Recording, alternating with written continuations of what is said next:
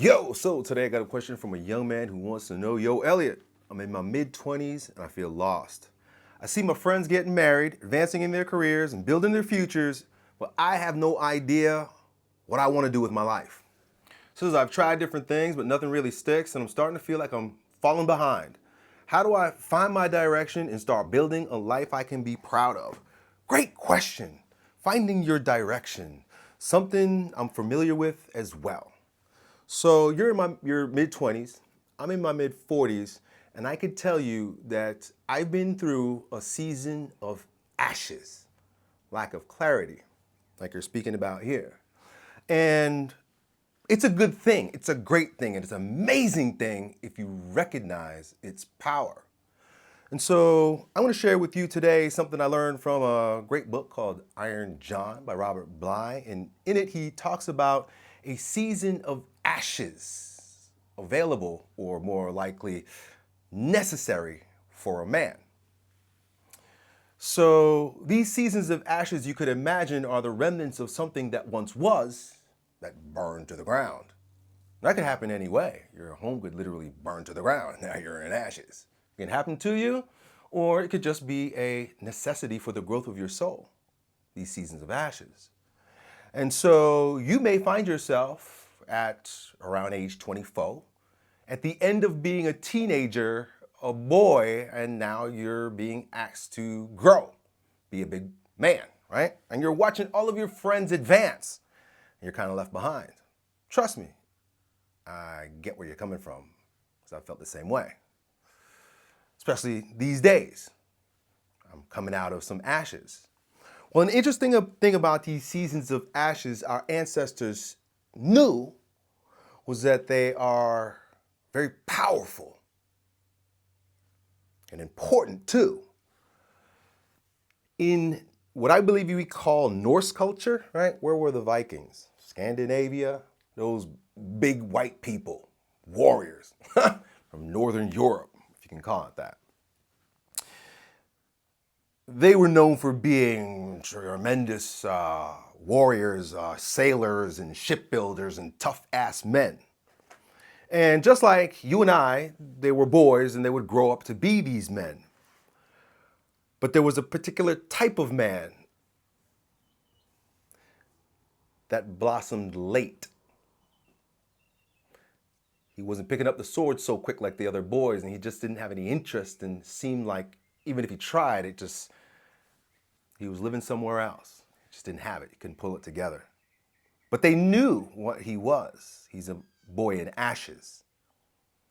And they would literally allow these boys to sleep at night. So they would have the long fire with these, in the long hut, whatever you call it, and then there'd be around the fire all the ashes. And the boy liked to spend time in the ashes. And they would tell them to sleep in the ashes. This is where the ash boys, ash eaters, they would sometimes call them in their language, however, to spend time in the ashes. They slept there.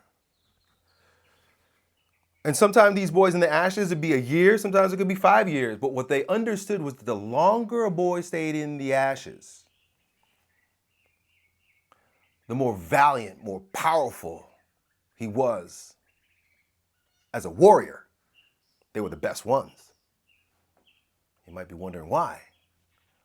Well, I have some ideas.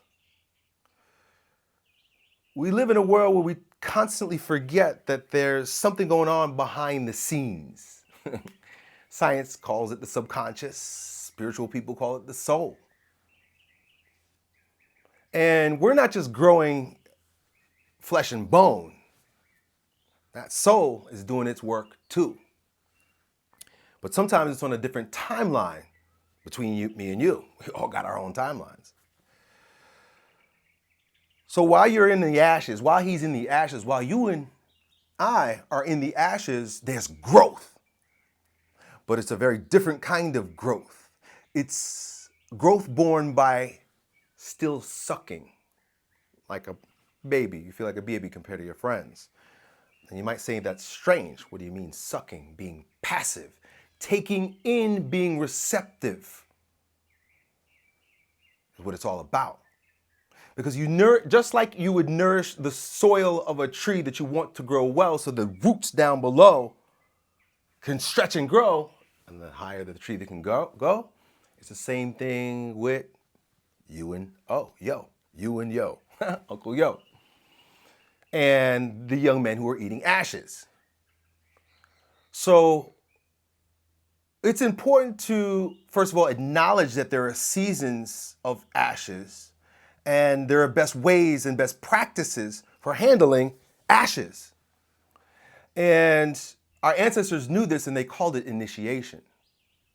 Not only was there a ritual to support the process, but there were also people for congratulations. I only say that because it rhymes. For recognition that you're a new person.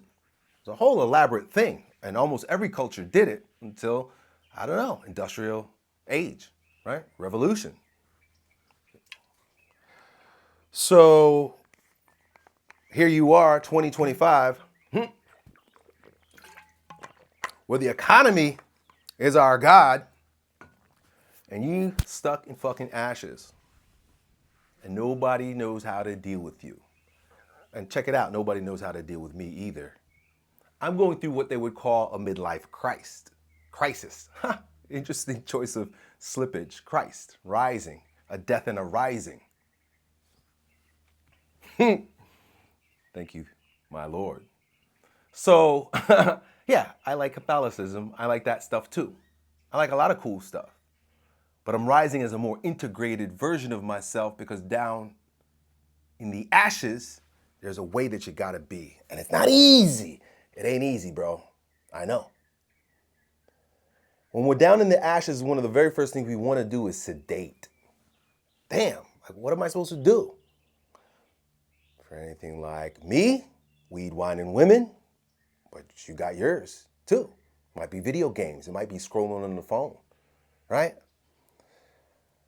And it's not just a waste of time, but it's detrimental because when we're in the ashes, we're actually meant to absorb, take in, transmutate, let the soul grow, but the soul needs food. What's around you? Who are you listening to? Right? So you got to guard yourself against everything that's made of the fool. Entertainment, trash. Use this as what that book Mastery, Robert Greene, would say is an apprentice, a silent apprentice. And look out in that world where all your friends are and what they're doing and notice what works and what doesn't work because you're studying. But more importantly, you're out there looking for what you think is for you. Explore. There are two things for most guys that's going to preside, and that is sex and money. Getting paid and laid. Right? So you might want, or maybe there's a mastery. That's another form of creating progeny. If you're an inventor like Tesla or something, or you give your sexual energy to the world, you're a gift, or a Christ who gave his life for the world, right? You marry the world.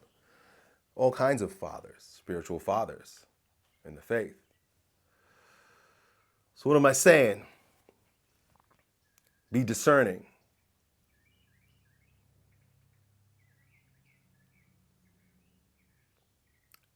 And know that you're on your way to being great. A valiant warrior. What's going to be your training? Do you even lift? Good question to begin with. Are you physically strong? Right? Otherwise, you're a part of what's wrong. So anyway, I'll tell you this, my man. I'm going to be okay. And I'm on the tail edge of my ashes. I feel it rising. Y'all see it too. Because if you've been following me on YouTube, you see me rise and burn into the ashes. I was really quick. Rising star, blew up like a firework, down in the ashes. Truth is, I've been there. I am there. But just like you, my man, taking our time in the ashes while maybe our friends look like they're doing great, they're not. I see some of them who make a lot more money than I that have a divorce. I'm blessed. Look at the things that you're grateful for too. Because you're gonna have an insight that they don't have. They'll get it, like through something like a divorce, but it's much harder than you. You don't have any responsibility yet, right? Keep your dick in your pants. But I know that your generation ain't fucking like mine did. You guys are waking up. So I'm gonna wrap this up, and hopefully this helps you. We're gonna rise from the ashes on His time, God's time. We can't rush it. And the best thing that we can do is be grateful and decide who's gonna be the next you. You're building yourself up on the inside. You don't have to do it, but absorb it. Read good books and watch this guy. And to the rest of you watching, if you want to spend an hour with old Uncle Yo having a conversation about what's going on in your life, and even maybe come down to Florida for a vacation, let's talk. Click the link down below and you can book a call with old Uncle Yo, and you only have to pay $200. Done.